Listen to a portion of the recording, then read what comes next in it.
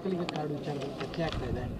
ಒಕ್ಕಲಿಗರು ಅಲ್ವಾ ಅಂತ ಈ ರೀತಿಯಾದ ಇದು ಯಾವ ಥರದ ವಾತಾವರಣ ಸೃಷ್ಟಿ ಮಾಡ್ತಿದ್ದಾರೆ? ಈಗ ನಿನ್ನೆ ಮಾನ್ಯ ಮುಖ್ಯಮಂತ್ರಿಗಳು ಕೂಡ ಭಾಷಣದಲ್ಲಿ ಓಪನ್ ಭಾಷಣದಲ್ಲಿ ಅಧ್ಯಕ್ಷರು ಹೇಳಿದ್ದಾರೆ, ಮತ್ತು ನಮ್ಮ ಅಧ್ಯಕ್ಷರು ಕೂಡ ಹೇಳಿದ್ದಾರೆ.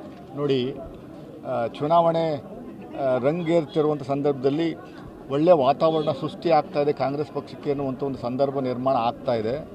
ಅದಕ್ಕೋಸ್ಕರ ಬಿ ಜೆ ಪಿಯವರು ಯಾವ ಹಂತಕ್ಕೆ ಬೇಕಾದ್ರೂ ಹೋಗ್ತಾರೆ, ಯಾವ ಸುಳ್ಳನ್ನು ಬೇಕಾದರೂ ಹೇಳ್ತಾರೆ, ಜನಗಳಿಗೆ ದಿಕ್ಕು ತಪ್ಪಿಸ್ಬೇಕು ಅನ್ನುವಂಥದ್ದು ಏಕೈಕ ಉದ್ದೇಶ. ನಾನು ಒಕ್ಕಲಿಗ ಸಮುದಾಯದವನು ಅಲ್ವಾ ಇಲ್ಲ ಅನ್ನುವಂಥದ್ದಕ್ಕೆ ಏನಾದರೂ ಪ್ರೂಫು ಬಿ ಜೆ ಪಿಯವ್ರ ಹತ್ರ ಇದೆಯಾ?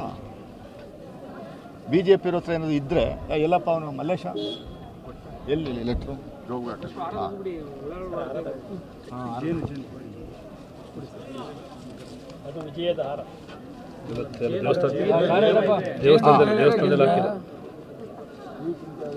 ಇದು ಚಾಮುಂಡೇಶ್ವರಿ ತಾಯಿ ಸನ್ನಿಧಿನಲ್ಲಿ ಸುಳ್ಳು ಹೇಳಬಾರ್ದು. ನಾನು ಹಣೆ ಮೇಲೆ ಬರ್ಕೊಂಬರಲ್ಲ. ನಾನು ಹುಟ್ಟಿದಾಗ ಒಕ್ಕಲಿಗ ಸಮುದಾಯದವನು.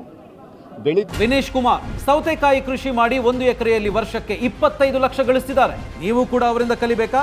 ಅವ್ರ ಜೊತೆ ವಿಡಿಯೋ ಕಾಲ್ನಲ್ಲಿ ಮಾತಾಡಬೇಕಾ? ಈಗಲೇ ಫ್ರೀಡಮ್ ಆ್ಯಪ್ ಡೌನ್ಲೋಡ್ ಮಾಡಿ. ಬೆಳೀತಾ ವಿಶ್ವಮಾನವನ ಎಲ್ಲ ಜಾತಿಯನ್ನು ಒಡ್ಡುಗೂಡಿಸಿ ತೆಗೆದುಕೊಂಡು ಹೋಗುವಂಥ ವಿಚಾರ. ನನಗೆ ತಹಶೀಲ್ದಾರ್ ಕೊಟ್ಟಿರುವಂಥ ಸರ್ಟಿಫಿಕೇಟ್ ಇದೆ ನೋಡಿ, ಇಲ್ಲಿ ಡಿಸ್ಪ್ಲೇ ಮಾಡ್ತೀನಿ. ದಯಮಾಡಿ ನಾನು ಯಾವ ಜಾತಿಯವನು ಅಂತ ಇಲ್ಲಿ ಬರೆದಿದೆ, ನೀವು ಗಮನಿಸ್ಬೋದು.